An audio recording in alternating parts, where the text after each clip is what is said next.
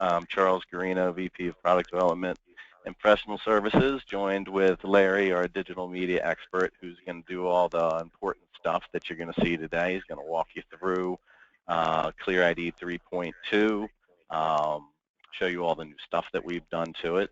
And actually, we're going to work through some live examples, and we had made the media available for people to follow along for those that wanted to do that, to download it. Real quick, I just want to go over some housekeeping stuff and the webinar controls so people understand how to use that, or that aren't familiar to go to webinar. If you don't have your panels open to see where you can do questions, they're kind of stacked on top of each other with a little plus button to the left of them, and you can open and collapse them and rip them off and expand them. If you have enough monitor space to do that, I suggest that you do. If you don't see the questions panel or the chat panel, you can activate it under the view menu. So in light of that, we want to get into this. I'm just going to kind of really quickly go through a couple of things, who we are. Most of the people here are probably existing customers. So the ClearID, so we went through the ClearID, who we are. There we are. So Ocean Systems been around doing this type of stuff since 1987, even back, as early as the DOS days and integrating cards and graphics solutions, that type of thing. Our products are available on GSA contract. Pioneers in developing and supplying forensic video solutions, software, hardware, combinations, and professional services, training, that type of thing. We go to the next one. So we build purpose-built solutions. A lot of people already have enjoyed the benefits of that. We actually build our CPUs from the ground up, motherboards, RAM, graphics cards, the whole light. Knowing what we want to do with them helps in us designing the systems to best leverage the software that we're going to run on them. We have RAID storage solutions as well, and everything that we put together here, we integrate, test prior to shipping, which is kind of a huge benefit. We know what we're trying to do, so you can have a hardware, software solution that you can reach out and have contact with the people that actually assembled it, and know all the little nuances of things that could go wrong, which could be a problem if you're getting solutions, software one place, hardware another. You call for support, people start pointing fingers in different directions, and nobody wants to take responsibility for it. So when you get a solution from us, you can benefit from everything being built in-house. ClearID is what we're going to be going over today, which is our image clarification solution. A lot of people also have been around for a while and have our dTective solution, which is really a product suite that we offer that includes some plugins for Avid, started back in the day with the DVR decoder stuff, Archiver, Dflex Pro, a whole bunch of different products that we've bundled into that suite name. Then the Omnivore capture solution, portable capture drive, and the Omnivore Field Kit for going out on location and acquiring video directly off of the video spigots of DVRs. We'll have separate sessions on these products. Everything's available on the website with videos and such that you can watch.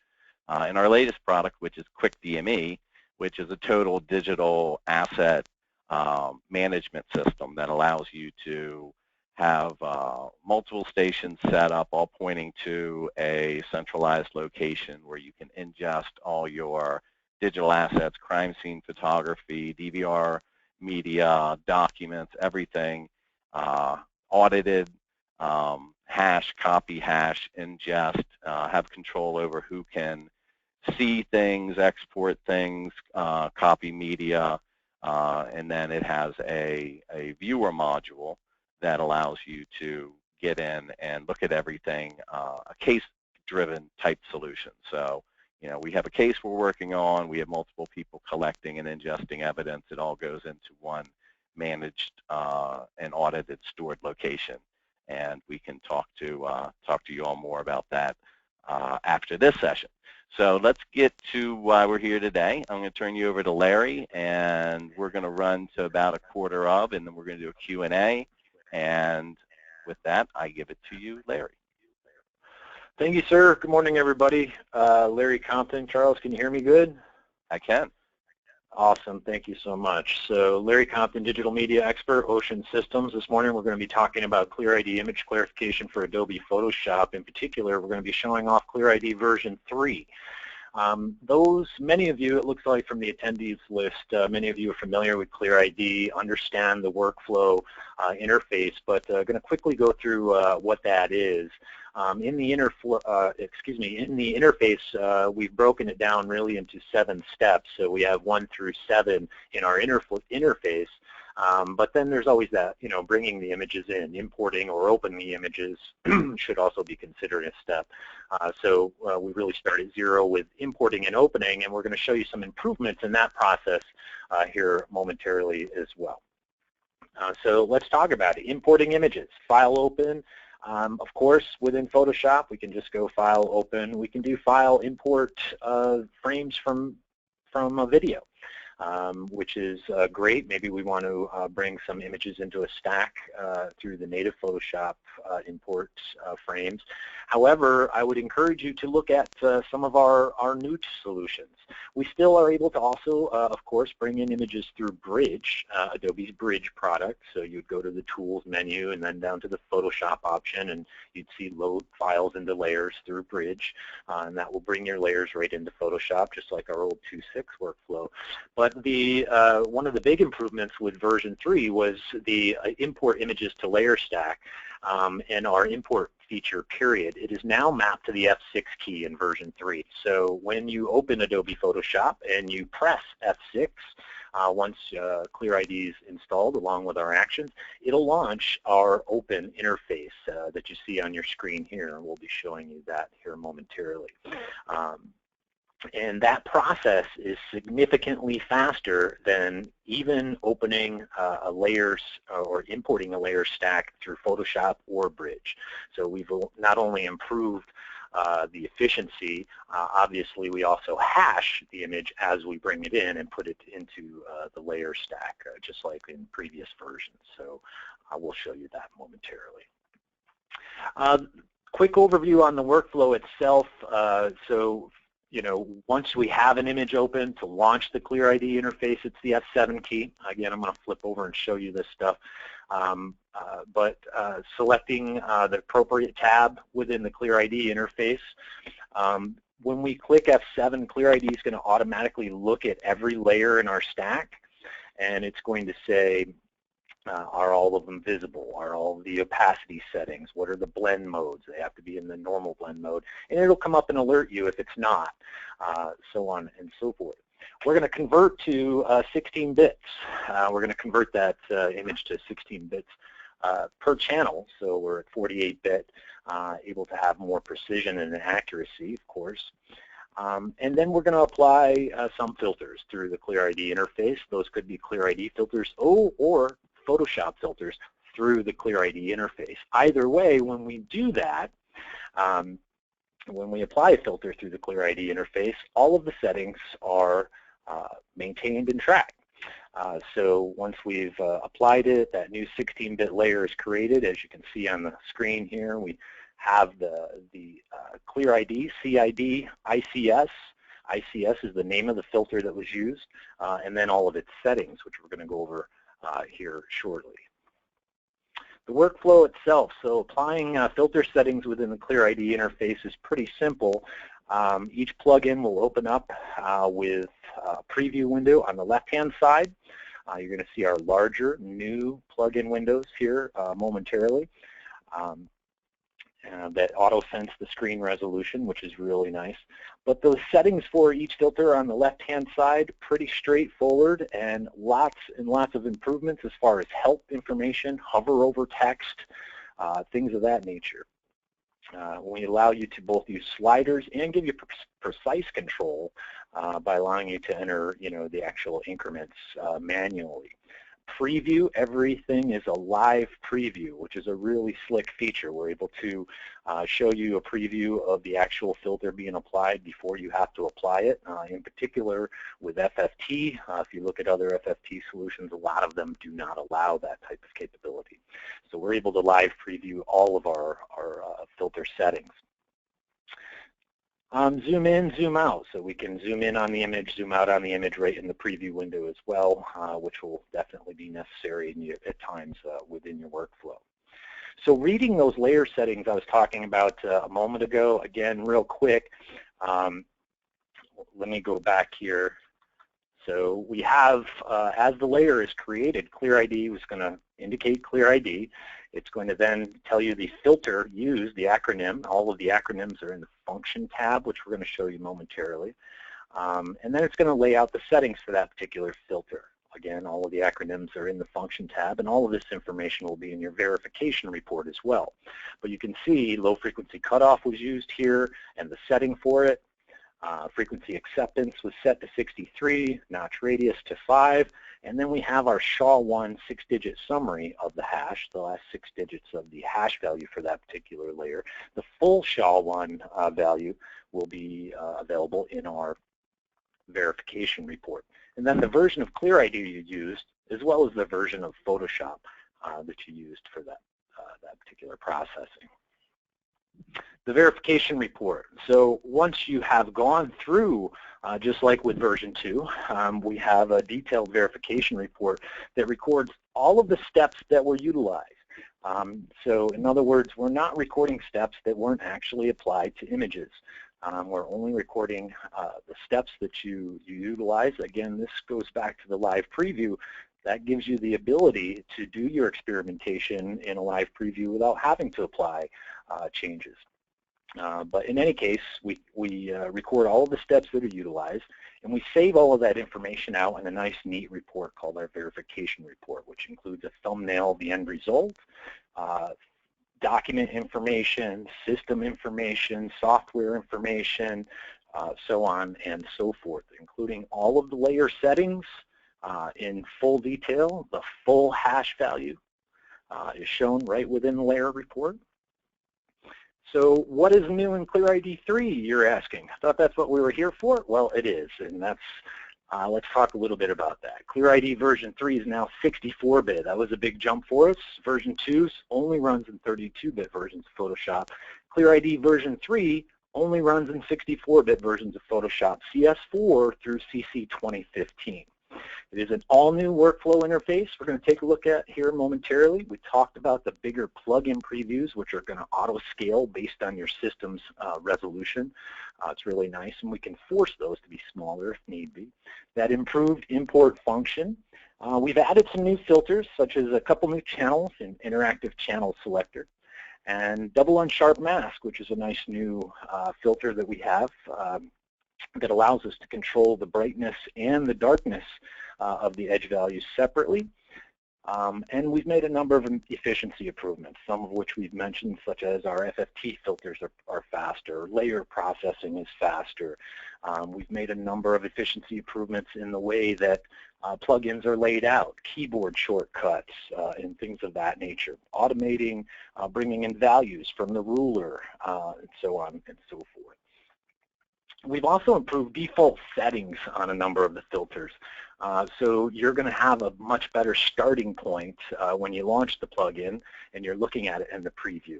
You look and see the actual values in that preview window, and that you start at a much better starting point to expedite your workflow.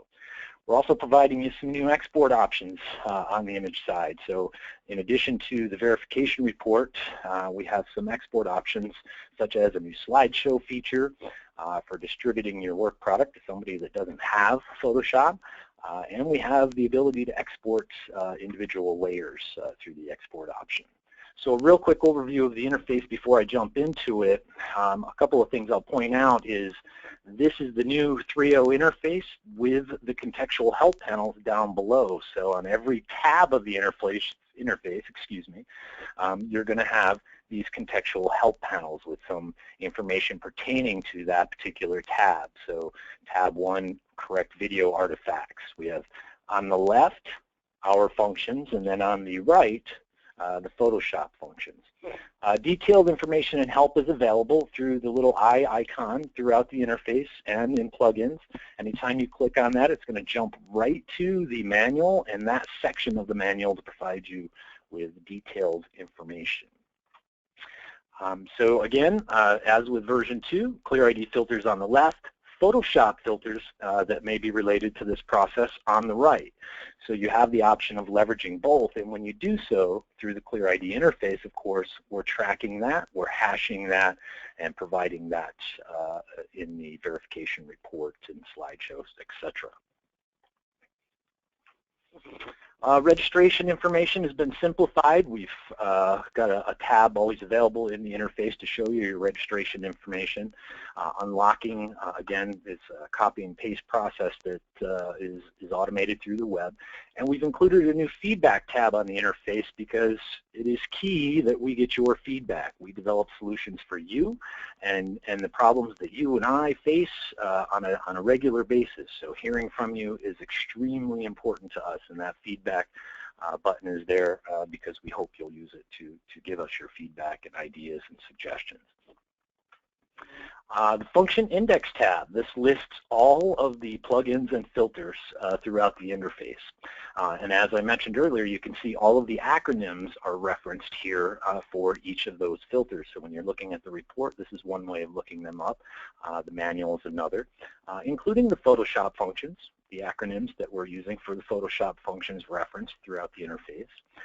And some additional functions, ClearID functions and legacy functions, are also available on the function index.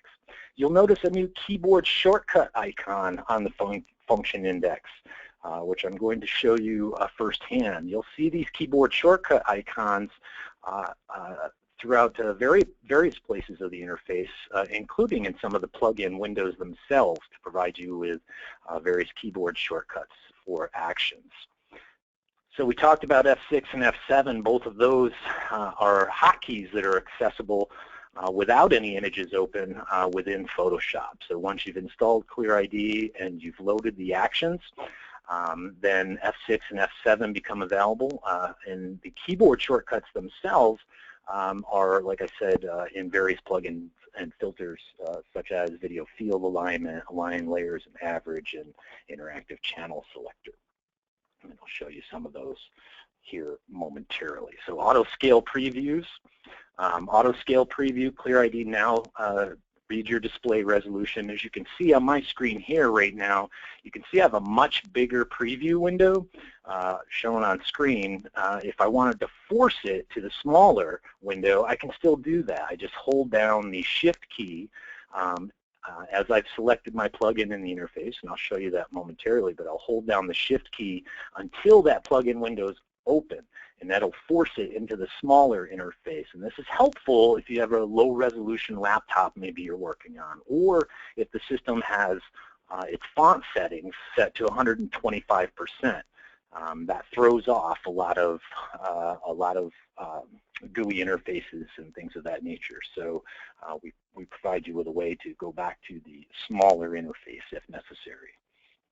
We've already talked about the improved import function, which I'm going to be showing you here momentarily. You'll again notice the help information that will go over in detail this particular function. It's now also loading the layers in the order that they're listed on import, and like I said, it's 50% faster. And in fact, faster than, in many cases, Photoshop and Bridge can even bring those images in, and we're also hashing them for you along the way.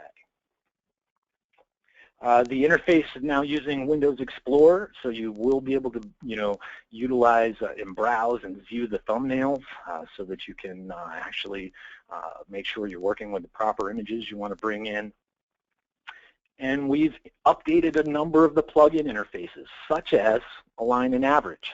So those familiar with Align and Average may notice a few changes on the right-hand side of this screen. We've moved the field shift values up underneath the layer that you're working on.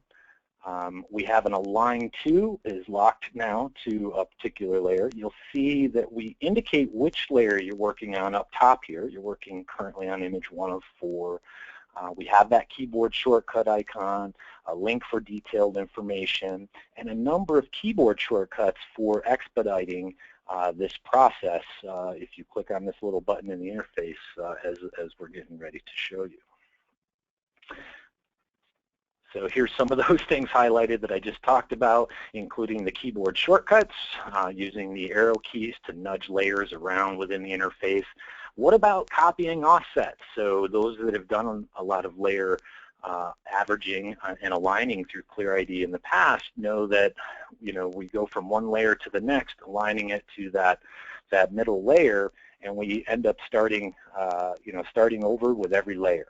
Well, now you can copy the offsets from the previous layer right to the next layer and expedite that process significantly. Motion blur has been updated to automatically read your ruler measurements. So you may recall in version 2, you'd have to have your info panel somewhere where you could see it in order to get the length and angle of the estimate of the blur. And then you would launch our plugin and you would enter those values into the plugin. Now we're reading those results automatically, again, trying to expedite your workflow. We'll show you that. Pattern remover has been updated. So faster and more accurate FFT processing in pattern remover, better default settings. We can now process images up to 7,500 by 7,500, very large images for doing FFT processing. And we've added a new 3D power spectrum, so you can actually see the frequency power spectrum. We've further defined that notch radius setting to allow some smaller increments and provided a ton of hover over text and helpful information regarding the settings. And of course, again, keyboard shortcut and link to our menu. With the keyboard shortcut giving you a new quick guide in this case of how to obtain the best results quickly. And then finally, the export slideshow options, or new export options, excuse me. Slideshow presenter being a big one, and this one is a very nice little feature that gives us a HTML file and 16-bit per channel ping images of every layer in our stack. And basically we're able to open those up in a browser, and the viewer can step through them and see every change that you've made along the way, zoom in, rotate, so on and so forth. We're also providing export layers option from the verification report and export tab. On this particular interface, you can export all layers, just visible layers, or the top layer only. And export those out as PNG files uncompressed, or TIFF files uncompressed. So let's take a look at the interface. Let me do a quick flip over to Photoshop. So we're in Photoshop. I'm going to bring up my actions panel just to show you that. I have the ClearID actions already installed here. So the ClearID, I actually have the old set of actions. So watch, I'm going to do this. I'm going to go delete. Are you sure you want to delete? Yes, I want to delete all these actions. Then I'm going to go to the Actions flyout menu, OS ClearID 3. So here are my actions listed for ClearID. I don't need that window visible anymore because I know the actions are there. I can just press F6 and bring up my import images option. So again, my link, my ability to select an entire folder or just individual files. I'm going to go to that exercise media. So for those of you that downloaded the sample media from our website, I am going to go to some media inside that folder, exercise media, and let's look. I'm going to go under deblur, focus blur, and I'm going to pick this DSC 00319 JPEG. So exercise media, deblur, focus blur, and I'm on this cell phone DSC 00319 JPEG. So I'm going to go ahead and say open. I just want that one file. Click OK. And ClearID is going to go ahead and bring that image in and hash it, and you can see in the Layers panel, I have ClearID, layer stack, the name of the file, the SHA-1 value, ClearID version information, Photoshop version information. Well, isn't this a fantastic image? Let me grab my zoom tool, the Z key. I'm going to hold the Alt and just zoom out a little bit here. So you can see we've got some cell phone photos here. In this particular cell phone photos, many of you may have seen from examples in the past, very blurry shot in the office of a suspect phone, for example. Let's go ahead and start working with this. So let's start in the interface. Pressing F7 brings up the all-new ClearID 3.2 interface. I know in this particular case, of course, we don't need to touch on every single tab. The workflow is laid out such that if the tab applies or those functions apply, then this is the order that is usually the best to apply them for many reasons, such as video artifacts.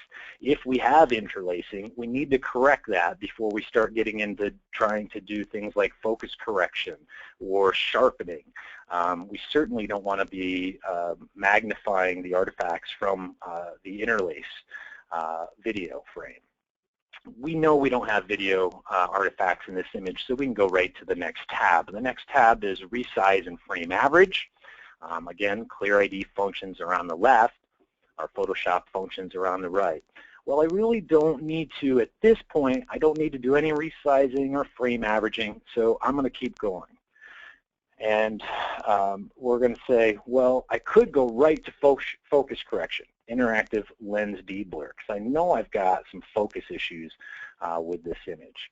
So I'm going to pop in and show you this real quick, but I'm not going to apply this. So first, I'm going to open it with the new, larger plugin. So let me click OK, and I've got my plugin window here.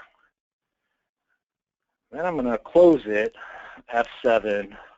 I'm going to go to Lens Deblur and hold the Shift key, and you can see the smaller style window is shown. So now I could just start working with this here and maybe trying to figure out what my settings might be. Let's try something like 6, and then maybe 11. Ooh, that's not very great, right? So, but I know from processing this image in the past that there are a few things I can do to improve this. One is to improve the signal-to-noise ratio. And I can do that a few different ways. I'm going to want to crop to my area of interest first off. So I'm going to highlight just that area of the cell phone display that I'm most interested in. And then I'm going to call F7, and I'm going to go to tab 2 to crop to selection. So crop to selection, OK, and there I've cropped the image. And I've recorded all of my settings for the crop in that particular layer, and then of course in the verification report. Well, the next thing I want to do to improve the signal-to-noise ratio is a resize. In this case, I'm actually going to do a resize down to improve that signal-to-noise. Now, that's often not feasible with digital CCTV video evidence because our data is so small, our images are so small, but it is an option that is available with high-resolution media. We can resize down and improve that signal-to-noise ratio. So that's what I'm going to do here is I'm actually going to drop this down to 50%. And we're going to be using bilinear only when using our resize. Again, so here now I've resized this down 50% of its original size. I've cropped and resized it. And now we can start to see, even without applying any filters, a little bit more information thanks to that resize. So now let's go in and try that lens blur again. Let's go to focus correction, interactive lens blur, and click OK. So I'm going to zoom in down here at the bottom of the plugin. I'm going to zoom in on this. I've got my preview button down at the bottom. I can turn on and turn off. And now let's go back to those values I entered previously. I think I entered 6 and 11 or so. And we've got a much better image to deal with. Here's our preview button. I'm going to check, turn it on, turn it off, and a much cleaner image. I'm going to bump this up just a hair and click OK. And now we can start to read our text. Now I can take this further and go in and do some contrast. I could run through the channels. I know in this case I'm just going to do a color safe levels on this one real quick.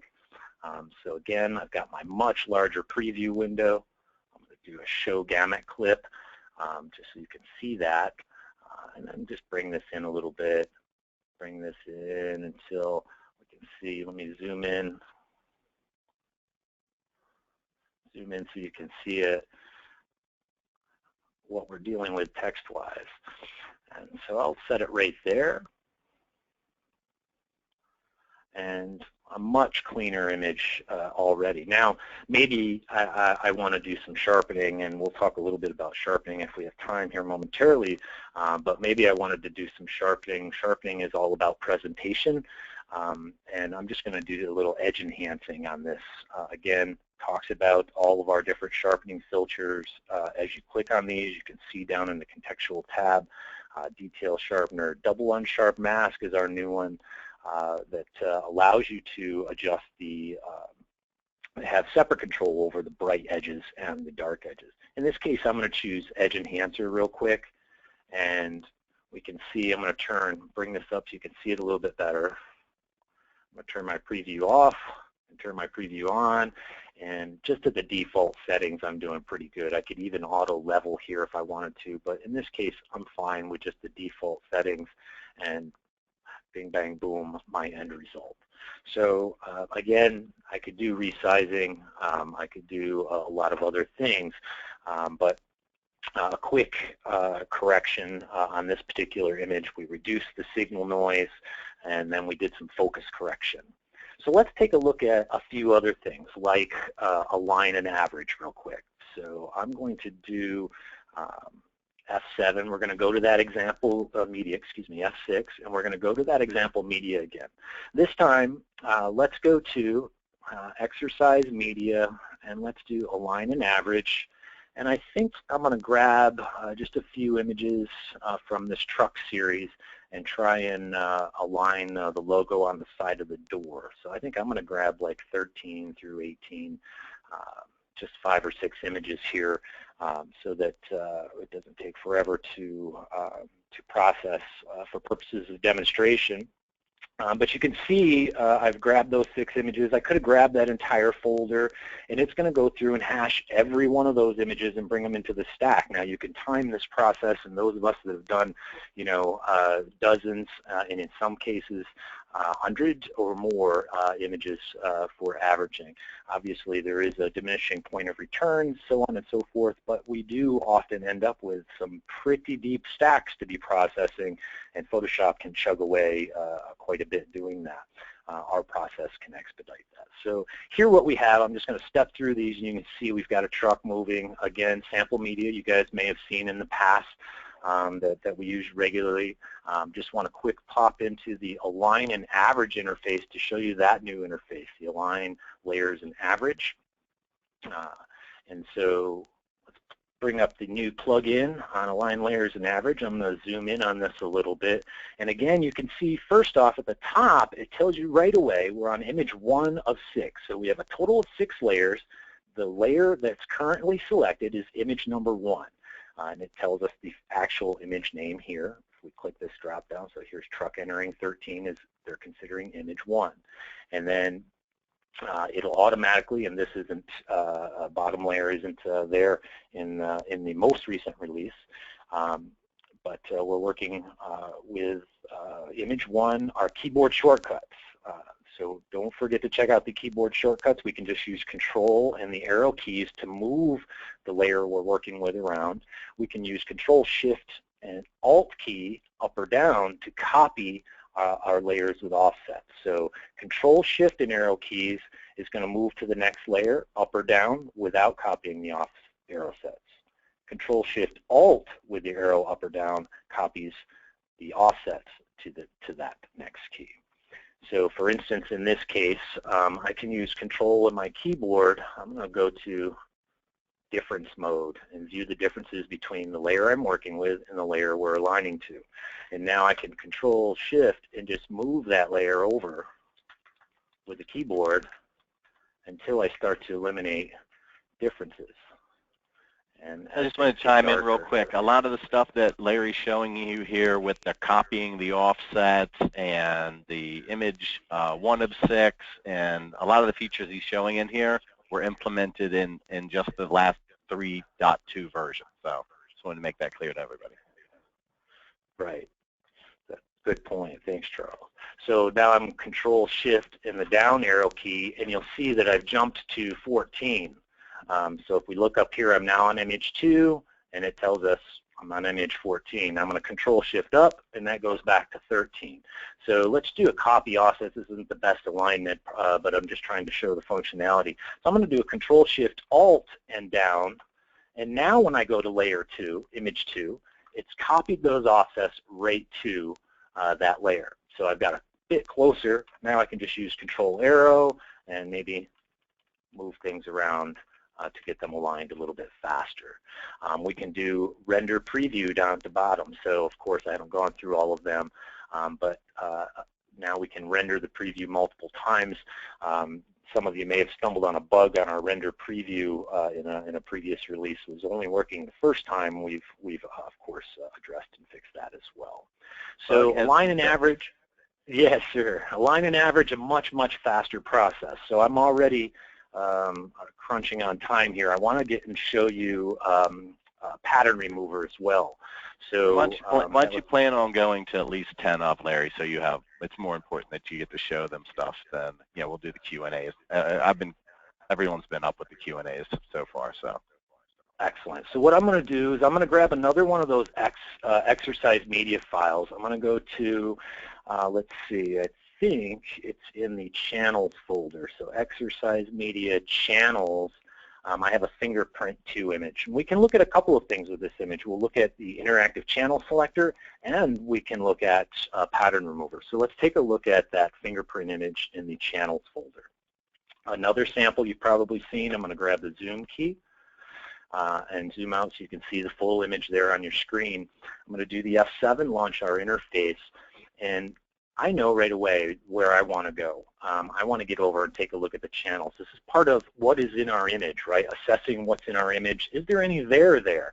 That whole thing about being an expert, you know, you got to have a briefcase and live at least 50 miles away. They don't want to listen to you. They need somebody else that they'll pay 3 times as much to say the same thing.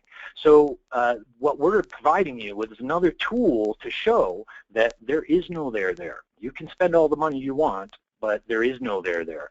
So interactive channel selector can be leveraged as part of that process, and there's many other tools. I'm going to go into interactive channel selector and just show you those updates. We've added a few more channels. Again, a keyboard shortcut icon. I can just use my arrow keys on this interface to jump through the different channels and see where my data is, what kind of data I have. Let me zoom out a little bit so you can see. And now I'll just use my jump through. Where is my data? What is the channel with the most? So here in lab space, we got a good shot. Cayenne, magenta, yellow. So here's our panachromatic. I actually like the luminance channel and the green channel. The red channel is really good on the print. I'm going to probably go with, let's go with the red channel. And I can expand the contrast. Let's take a look at intensity and luminance again. Yeah, let's do intensity. I go back and forth on this one, which way I want to do it. One of the methods for assessing media, though, with images from video is selecting the hue channel and then using this false color option. So in the hue channel, false color, when you're looking at video images, images taken from video, this false color helps us identify characteristics from DCT compression. So we'll be able to quickly recognize blocks and things of that nature in the image. So let me just go back to intensity. I'm going to expand the contrast and apply this to this particular fingerprint image. So here's my original, my color channel selector. I'm going to go back in, and now I'm going to go to noise removal, pattern remover. So we can see this pattern we have, the material that this print is on. This is a powerful FFT filter.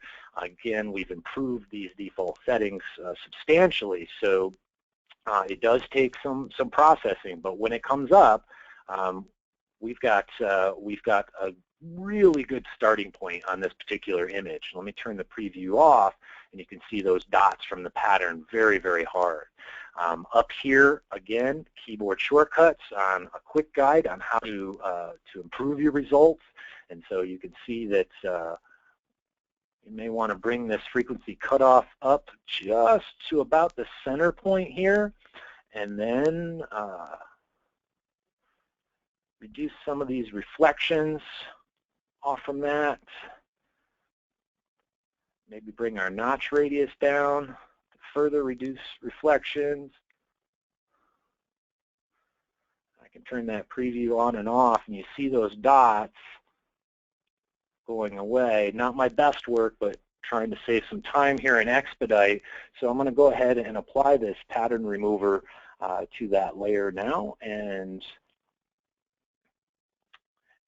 we've got a decent, now we can go in and do color safe levels and bring out more of the details pertaining to the print and so on and so forth.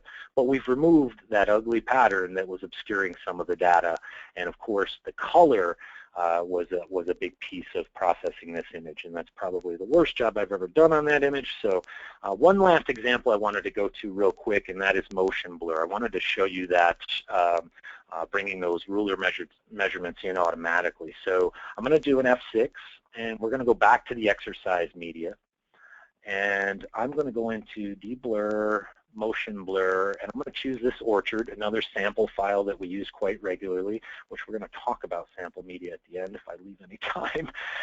So I'm going to go ahead and bring in this motion blur, and you can see that what we have is a photograph.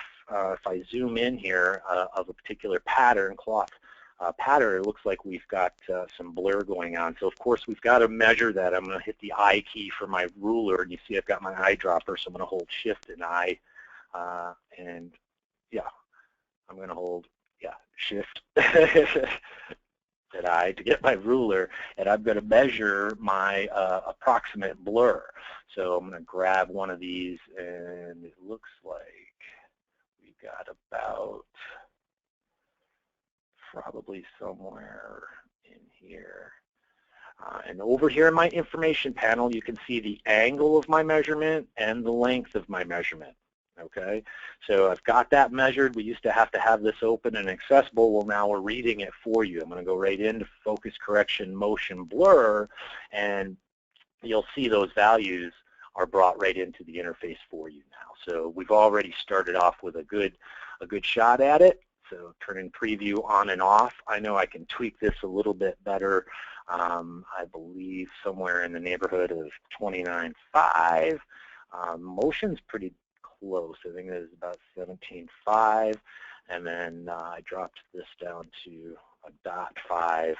And I think I boosted this image noise floor up just slightly, something along those lines. So my end result, again, I'm going to zoom in here, and you can see the motion blur was measured and removed through the interface.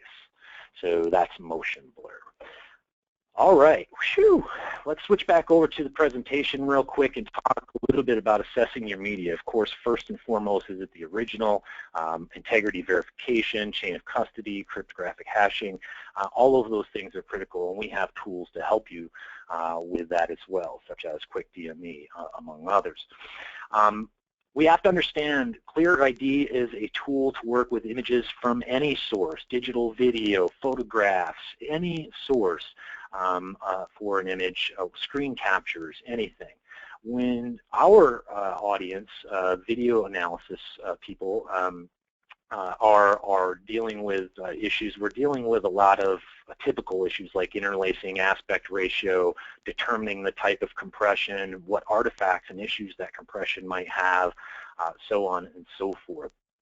I talked a little bit about interactive channel selector. Here's an example showing this image is actually from a video that had been recompressed. And so I could show that DCT compression had been used on this in the past by using that false color on the hue channel in interactive channel selector. Deconvolution, we did get to touch on that. I wasn't sure we were going to. I talked a little bit about both lens and motion blur. And then this is the one that I wanted to end on and just wrap up with, and that is the sharpening is about presentation. It's being able to emphasize what is already there. It just makes it easier to explain. It's not about bringing out detail that doesn't exist.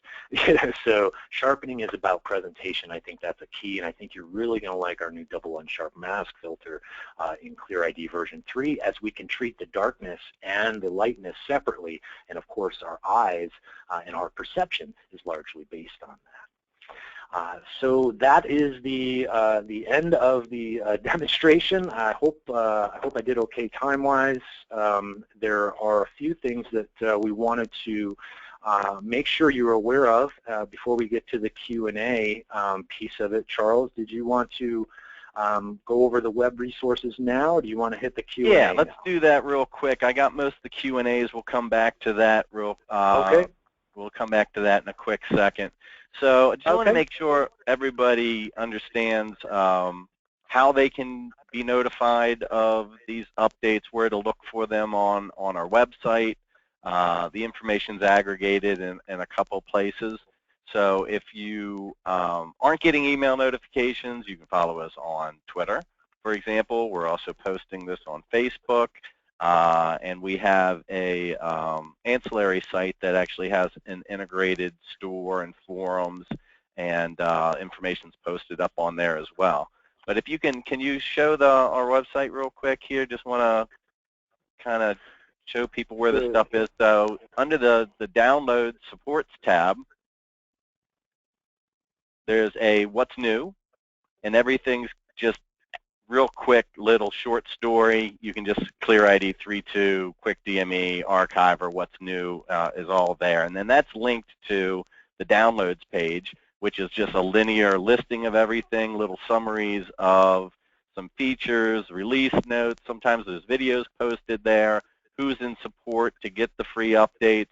And I want to make sure some people have miss this, but we're not sending out a follow-up email with a download link. If you click the download request form, it goes to sales and support, and we'll be able to follow up with you, understand if you're in support or not. But when you click submit, that forwards you to the download page.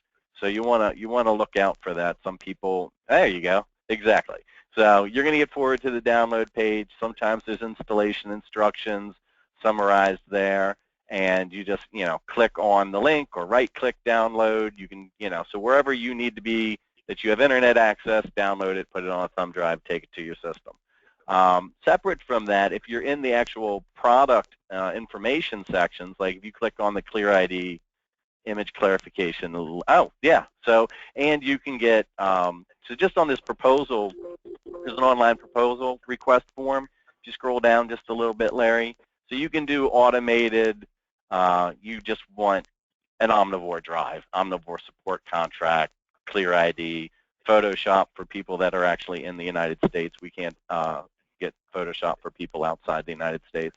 But this is a little online just for something simple like I want another ClearID license. I want to get back into ClearID support, which you'll want to do if you want to get the ClearID 3.2 update that we just did. Now, if you have dTective and Omnivores and things like that, then you can get the dTective support contract that blankets all of those individual products. So if you have any questions, just email sales@oceansystems.com. We'll look and see what works best for you. He's going to the store. So we have the online store is another way of getting some items if you want to purchase that way. Say you have and we have forms. Can you go back to the store for a sec? Yeah. So let's say, for example, you have a field kit and you then get the docking station for it that lets you connect dual external monitors. You can come by the docking station here. Or you have a suite and you don't have the DAC audio forensic suite. You wanted to add that. So it's an easy way to add little individual items. Larry was then clicking on the Forums tab, which is something new we've started.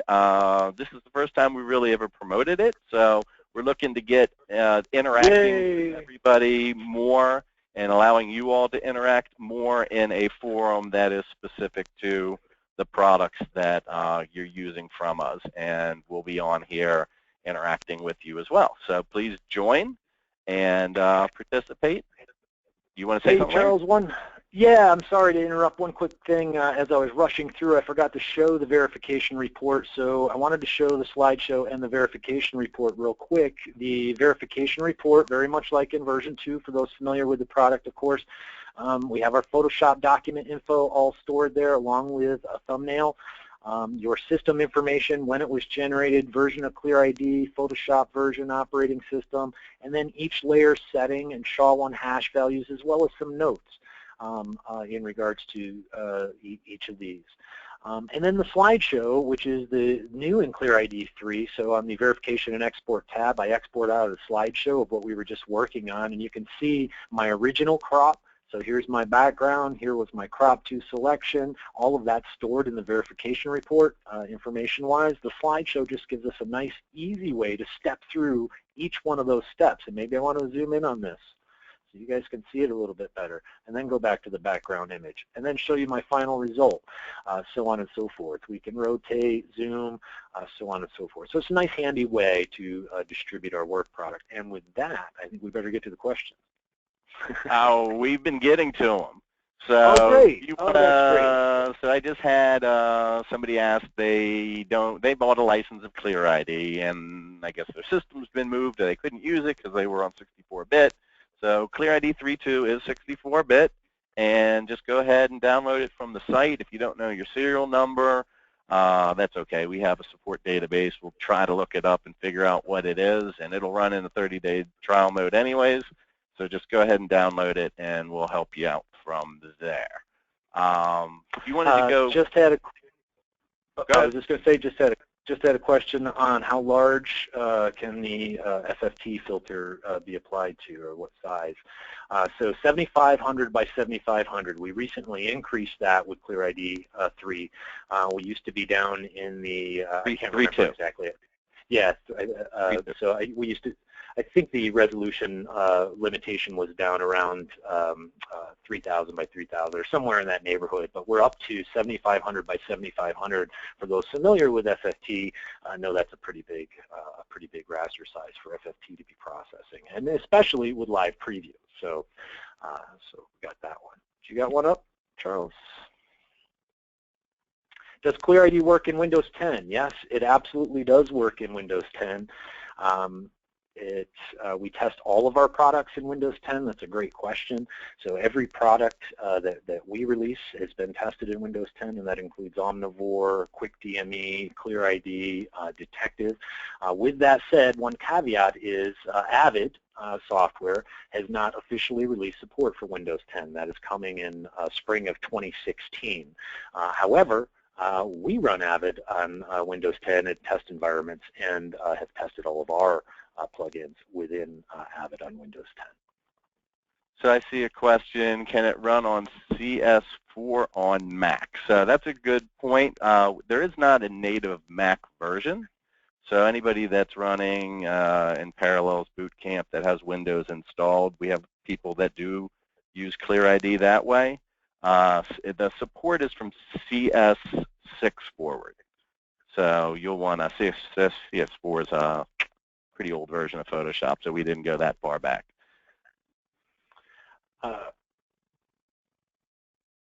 How many computers can you install it on? So it's a single license.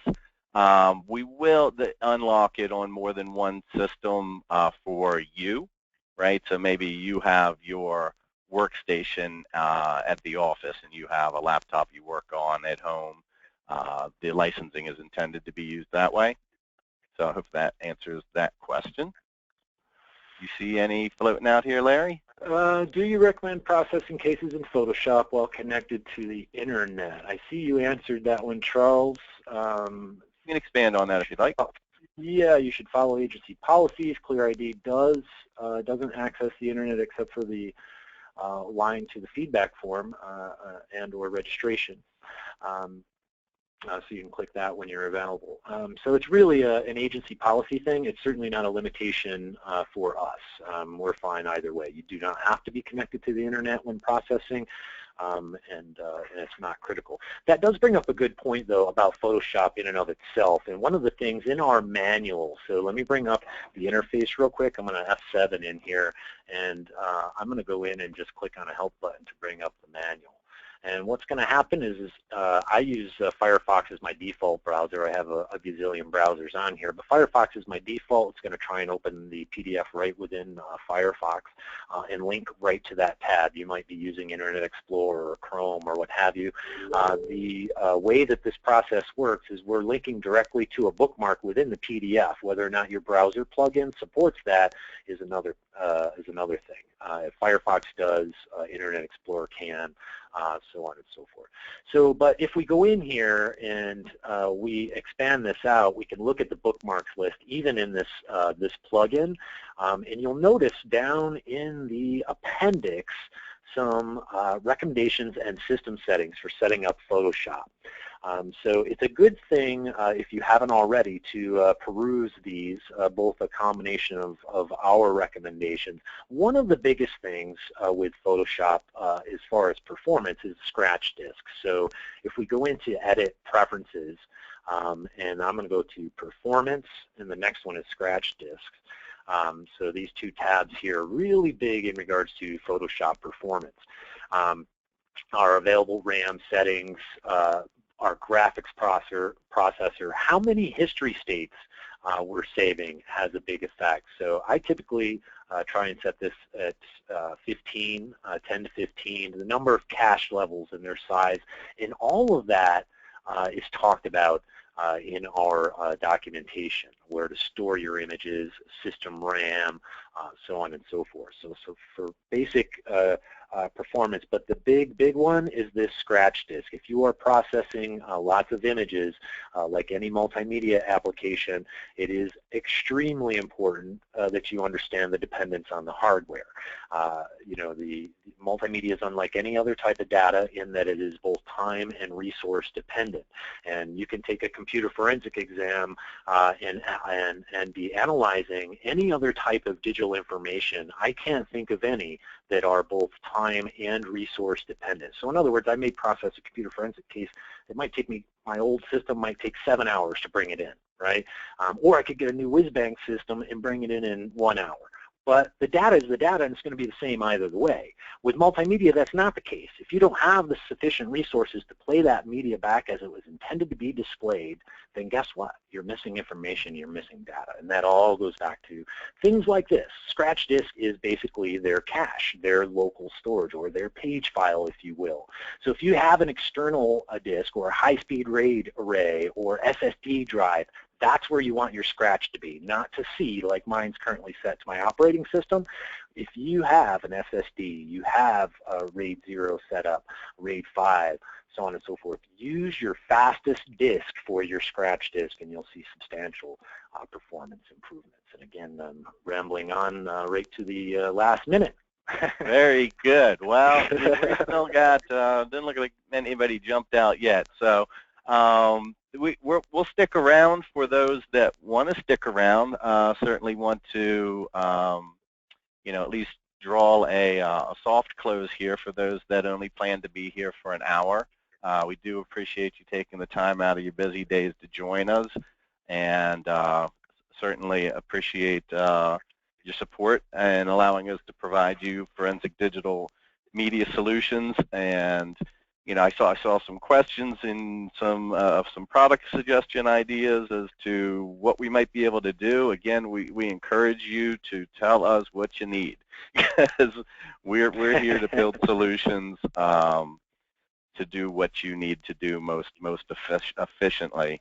And we already have some ideas, obviously, to help along that way, which Larry touched on, such as, helping you quickly determine when there's no there, right? Because you need to have a process for that can be validated as well as anything, so you're not wasting your time, and so that you have an answer to the people that are looking for you to do something. So we're going to work more on that side of things and look for product releases to help you in that process along the way.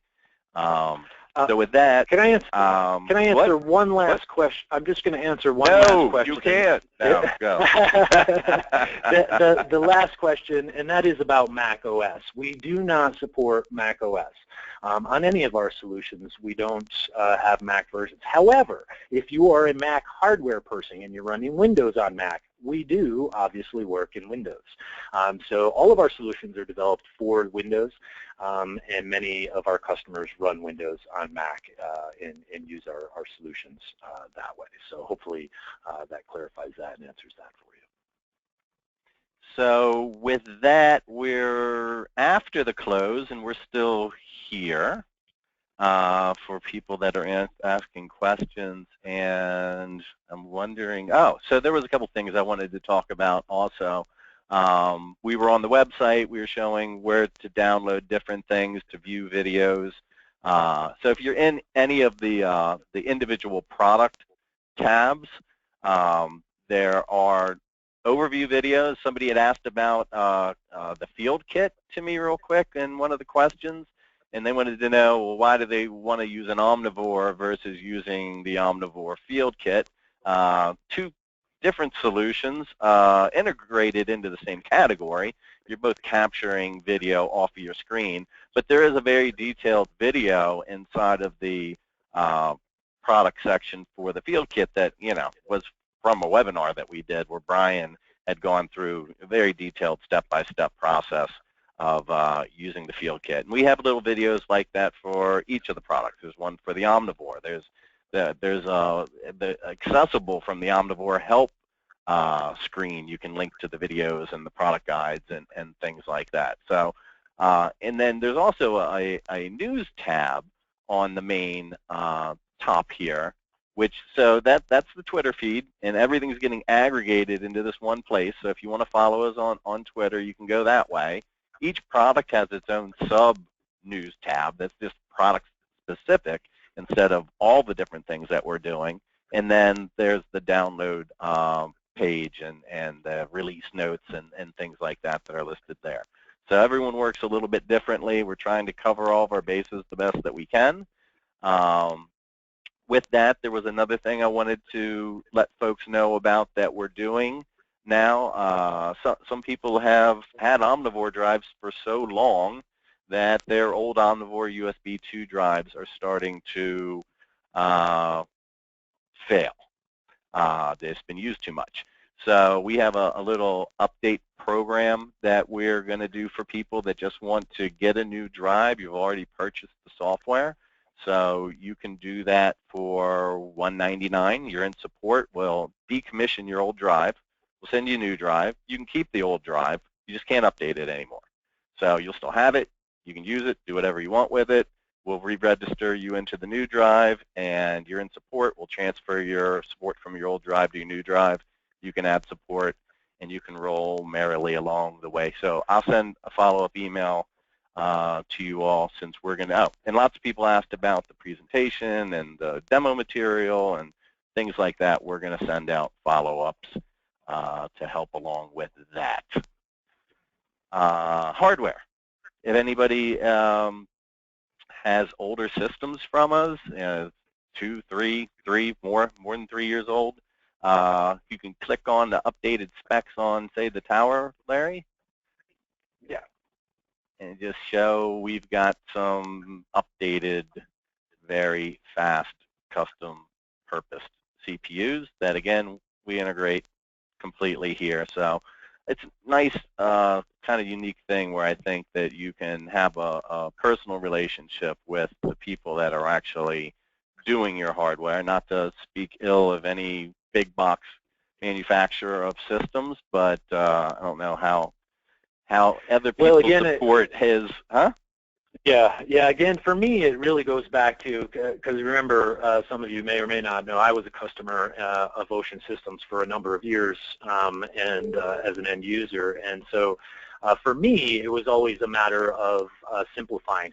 Sure, I can go out and build a system. I can go out and get all of the components, and you can do the same. We put our specs up. You can go price all of the components and put that together. But what is the value in that? So first off, look at the numbers, and then look at it from a support standpoint. And of course, always remembering that that issue that I talked about, that multimedia is unlike any other type of data. It absolutely has hardware reliance, just like it has software reliance in order to interpret it accurately. We've specialized in that since the DOS days, so we do know what we're doing. In fact, that's why Avid came to us, when they were looking to move. Back when Avid was only on a Mac platform, they came to us and said, hey, we'd like to go to Windows. We understand you're the people that can do that, and we did. And so that's something to just keep in mind. The numbers certainly, you might be able to come close to numbers as putting the system together, but you won't have the the support that I think was critical to me as a customer throughout my many years of relationship with Ocean Systems. So I just wanted to add that.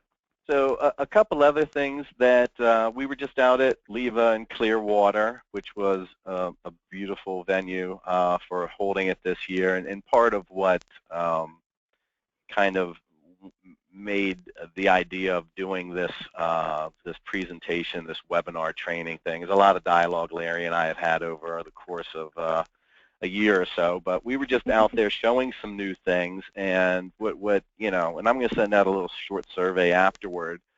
Would like to provide you all, some overview, but some training via this kind of a mechanism. We do have training classes for this. You can come. There's a 2-day ClearID class. Larry teaches a DVR assessment and recovery class. We keep updating our schedule all the time. We just put a couple of new classes on. And there's an online proposal generator for this as well, or you can email your salesperson and get something customized for you. But some of the stuff we showed at LIVA, which you'll hopefully join us in follow-up webinar training sessions, is that we showed ClearID with video, working in Photoshop. Yeah. So that's something that we'll do a separate session on. I think we plan on doing a separate session for anybody that's working with latent prints, that wants to see a little bit more detailed workflow for the FFT and the pattern remover and stuff like that people are interested in. We were out at IAI recently and got very good feedback from people, that things that I didn't even realize, which was just how hard it is for them to do it in a different way and to have a real-time color preview, and just, for the most part, you open up the pattern remover and the default settings are pretty darn good, and it's just clarified. So we'll do probably a separate session on that as well. So the Photoshop video, you can do video in Photoshop now. Kind of, it's got its place in workflows, and now we'll enable the ClearID filters to be applied in there. And then lastly, that we have ClearID AVXs so that you can do more of the ClearID type stuff inside of your Avid. So there'll be a new dTective build, new AVX plugins going inside of there, and there's also a product we'll let you know about if you are Avid users and you always wanted to do VOB, MPEG-2, MPEG-4 editing inside of Avid by just doing an AMA link directly to a VOB file, which is what a lot of these interview rooms are recording directly to. There's actually a solution for that we can get. So if that's something you're interested in, sales@oceansystems.com. Just let us know, and we're here to try to facilitate helping you do your jobs better. All right. You got anything more, Larry? Did I miss anything? I think donuts and drinks were at the back of the room in case anybody missed those. Yeah, we should have pointed that out at the beginning. I've got about 100 donuts left here, so I don't know what I'm going to do. So. Thanks so much, everybody. I really appreciate you attending, and certainly hope you guys have a safe and enjoyable weekend. And holiday. Reach out. Yeah, and holiday, and feel free to reach out as always if there's any way we can be of assistance. Thanks so much for your time.